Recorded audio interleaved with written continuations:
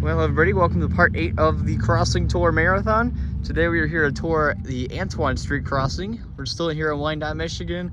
We still got, the 4 tracks, the Shoreline Sub, the Conrail Detroit Line, and the Flat Rock Sub. Some pretty cool stuff to uncover here. A lot of it's kind of like newer signals, but still some pretty cool, interesting details to uncover here. So we're gonna go ahead and get started with the Shoreline Subdivision. Here's the gated signal. It says a Siemens base and a Siemens gate mechanism with an imprinted logo. Here's the blue tag. The dot number for the Shoreline Sub is 867591C. And the lights on this signal are 2 pairs of 12 by 24 inch GE uniform LEDs with Safetran light heads on a Safetran light bracket. And that's a low pitch Siemens E-bell up there. This signal was installed during the summer months of 2018 when CA decided to rip out the old signals, probably from like the 80s or 90s. So looking down the track towards Ford Avenue.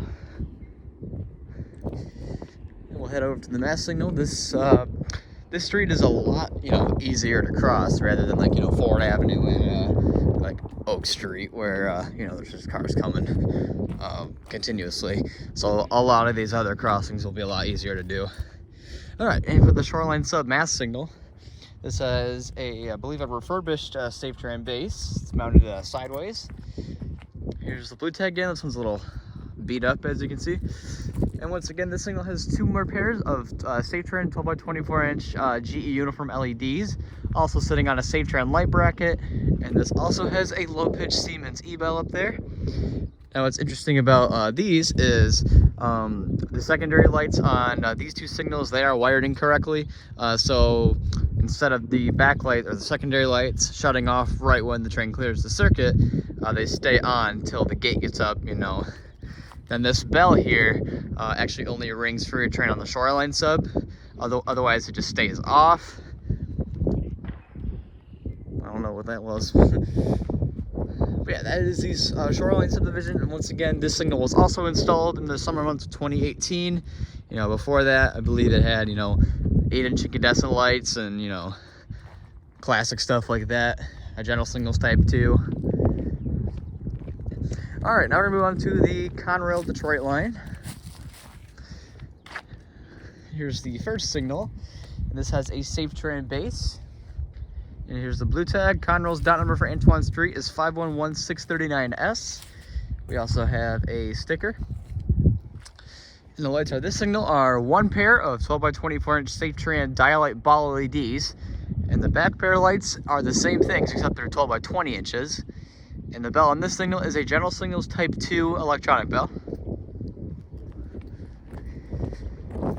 See it down there looking towards Goddard Road. Also a whistle sign. All right, Conrail signal number 2. This also has a Safetran base.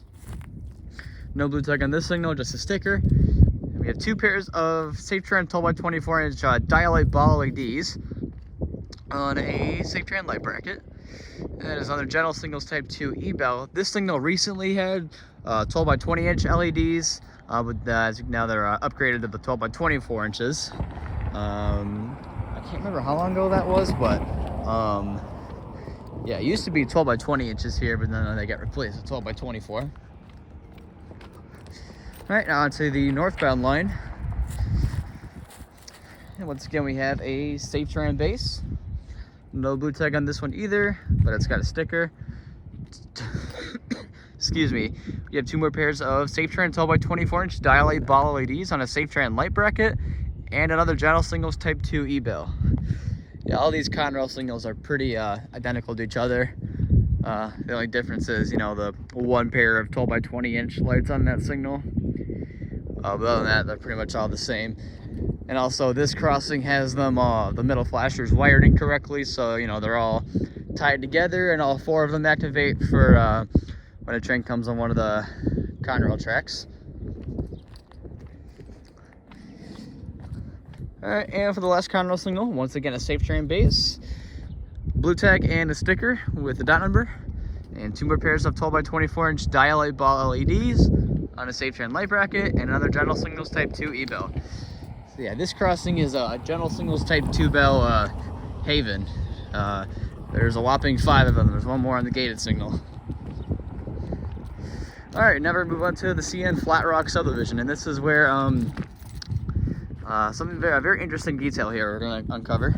So for the Mast signal, it has a WRS base, and the dot number for the Flat Rock sub is 258090S, and we also see an old Grand Truck Western dot tag up there. Should have better look at it. Yeah, there we go. This is one of the original masts to the crossing.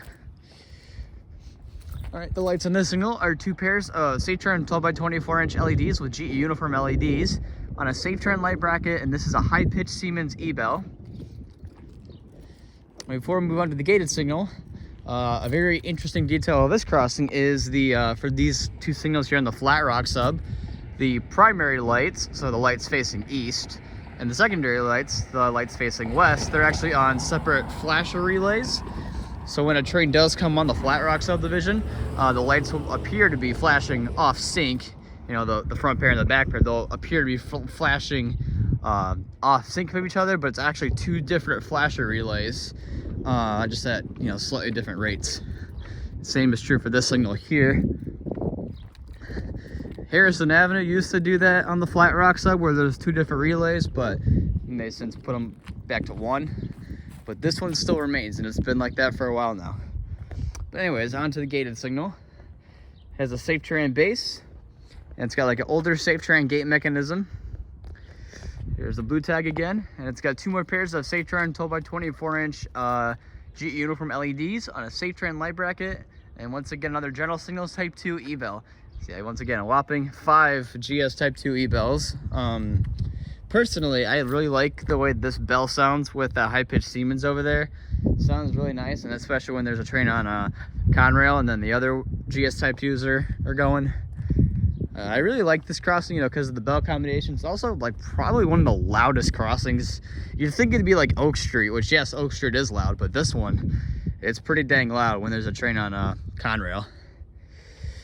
We'll go ahead and take a look at the tracked view real quick. It's looking towards Ford Avenue. You can see a couple old searchlight signals still in operation. They kind of protect that that diamond there, where there's the alkali spur that comes off of the main 2 of the Conrail line that serves the base of plant. There's looking towards Goddard Road. You can see one of the block signals there for the Flat Rock sub. It's currently on yellow, so it's just the default. And here's the Flat Rock relay case. It's milepost 6.26. And here in the middle, kind of like that hut looking style, is the Conrail relay case. And then this big boy over here, new install for the Shoreline sub. Again, installed in 2018. They also replaced, you know, the relay case along with the signals. So instead of the little, you know, little tiny relay case, now you got the big walk-in one. But yeah, I think that's gonna about wrap things up here for Antoine Street. This is honestly one of my favorite crossings, you know, at the Fanette one for, like, you know, the bell combos here. Also, it's like nice and quiet, you know, there's like not too much traffic on this road. It's just a residential road. So yeah, that is gonna wrap things up here for Antoine Street. And next up, part 9 is gonna be Goddard Road right down there. You can kind of see it there. Yep, Goddard Road. So I'll see you guys over in that video.